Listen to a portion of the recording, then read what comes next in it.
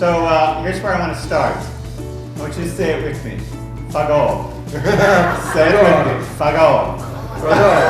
There you go. We're going to show you both the stovetop pressure cooker and the new Fagor Electric LUX Multicooker. Did you catch that? He rolled his R too. Fagor. So we wrote the book, The Great Big Pressure Cooker Book. It came out last January. Yes. It had, just to crow a bit, it had 3 sellouts on QVC.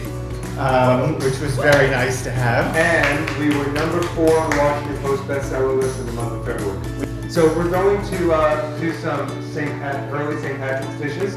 We're going to do a corned beef and cabbage in a spiced cider. And then we're going to take some of that leftover corned beef and show you how to make a great corned beef hash. And Mark is going to do a fantastic soup that you can only do in the pressure cooker.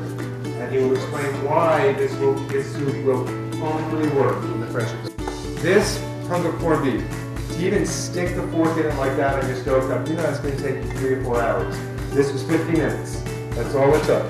And it's on a rack, sitting above so it doesn't burn. If you've never tasted a cheesecake made in a pressure cooker, you need to go home with one of these cookers, go home with our book, and make a cheesecake tonight. After this, if you're on Facebook, go out and join the Fagor or other pressure cooker groups. You'll see thousands of people making recipes, and I guarantee you the first thing they make in every pot is a cheesecake. Now, here's the thing. Electric cookers don't quite get up to the same pressure level as a stovetop. So high pressure in here is about 15 psi. What is PSI? Pounds per square inch. High pressure in there is only about 11. So therefore, the cheesecake can actually cook on high in there, but low in here. When we do these demos, we talk about we can say, what should I get? A stovetop or an electric? I always say that if you're the person who likes to truly barbecue, real barbecue, you like to go out and you like to make the coals, and you like to fuss with the fire, and you like to move the coals on the barbecue, and you like to play with it, and you like to put smoking chips in it, and you like all that kind of stuff, then you need to have a stovetop because you like to fuss around with what you do. If you are the person like me who wants to put a chicken breast on a gas grill and eat in 15 minutes, then you need an electric cooker. Because the electric cooker is no fussing around. I'm not going to do anything. Once I put the lid on it and turn it to go, it's going to do everything from that moment forward. That's steam release. We're now safely letting the steam out. When this stops steaming, this button will fall down. We'll know it's safe to open, and it's done. We actually had someone sit in the audience in Savannah, Georgia. Maybe they're not smart in Savannah. And she said, "Can I have a facial?" No, you may not have a facial. What if I just went facial? This is steam that's superheated inside the cooker. I wouldn't want to hold my hand over it for very long. That's like saying you're going to give yourself a facial with the iron. When this stops steaming, this button will fall down. We'll know it's safe to open, and it's done.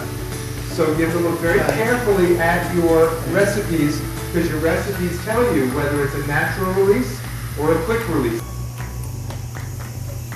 This is in 5 minutes, and those giant carrots are cooked. Are they cooked? Oh, yeah. And what I love about this too, if you ever make corned beef and cabbage on the regular stovetop, and the cabbage is so wilty that it's kind of like gross, this isn't. This is really nice. I'm going to poach cauliflower in butter. Yeah. Period.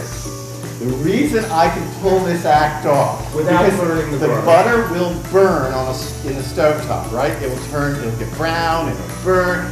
Or if I put it in a slow cooker, over time it would brown.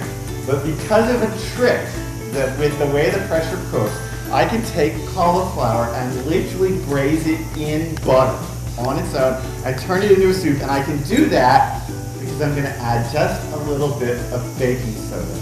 And baking soda is going to change the pH of the butter fat. It's going to make it less acidic, and the butter fat will not burn over time in a pressure cooker. So the butter will stay butter, and and I can actually poach items straight in butter. Like, I open it up, and I'm going to take an immersion blender. I'm going to add my broth to it, and take an immersion blender and blend it up inside the pot, and it's done.